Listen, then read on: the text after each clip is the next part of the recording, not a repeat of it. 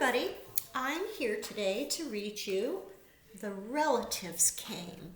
This is an old favorite of mine, and I haven't read it in a very long time, so I hope you like it as much as I do. I'm going to take the cover off it because it's making it a little hard to hold the book up.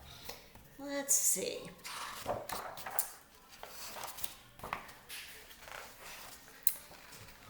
It was in the summer of the year when the relatives came. They came up from Virginia.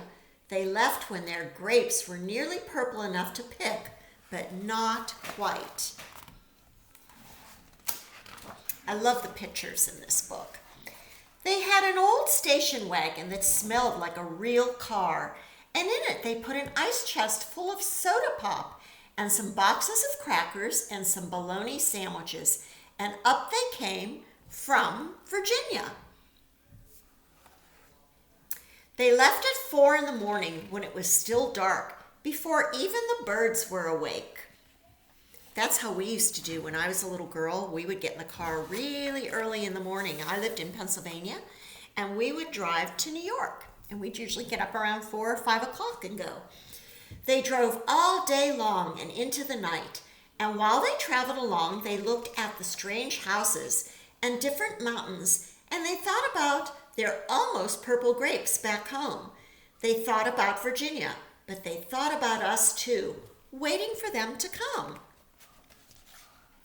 So they drank up all their pop, and they ate up all their crackers, and they traveled up all those miles until finally they pulled into our yard. Now, when I was growing up, we referred to soda, like when you think of a Coke or some other drink like that, we refer to it as pop. That's what it was called. Depends on where you live and what people call that. Then it was hugging time. Talk about hugging. Those relatives just passed us all around their car, pulling us against their wrinkled Virginia clothes, crying sometimes. They hugged us for hours. Now, why do you suppose they were hugging? They were so happy to see their relatives come from far away. Then it was into the house, and so much laughing and shining faces hugging in the doorways. You'd have to go through at least 4 different hugs to get from the kitchen to the front room. Those relatives, they were just so excited that they were there. And finally, after a big supper, 2 or 3 times around until we all got a turn at the table, there was quiet talk. And there were 2s and 3s through the house. So now people are starting to sit in different areas and talk in small groups. They had a special dinner for the relatives. The relatives weren't particular about beds, which was good since there weren't any extras.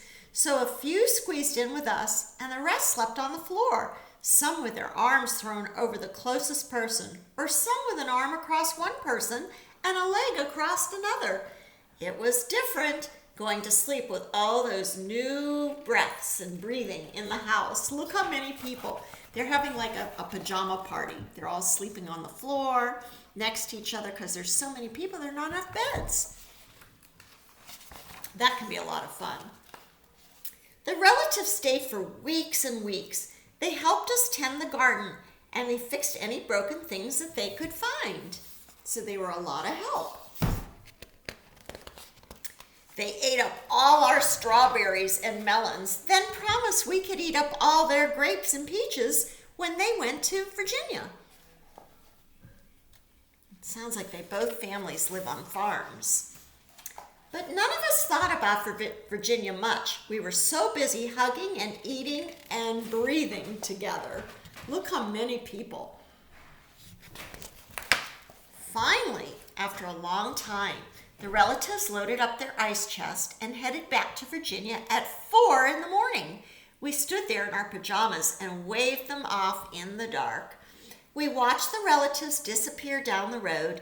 Then we crawled back into our beds that felt too big and too quiet, and we fell asleep. Why do you suppose the beds felt too big and too quiet? Because now they weren't sharing them with all the relatives. They'd already left. And the relatives drove on all day long and into the night. And while they traveled along, they looked at the strange houses in different mountains, and they thought about their dark purple grapes waiting for them home in Virginia. But they thought about us too, missing them, and they missed us. And when they were finally home in Virginia, they crawled into their silent, soft beds and dreamed about the next summer. What do you suppose is going to happen the next summer? They're going to go see their relatives again. So it would be a whole long year before they got to see them, and that's probably why they stayed so long.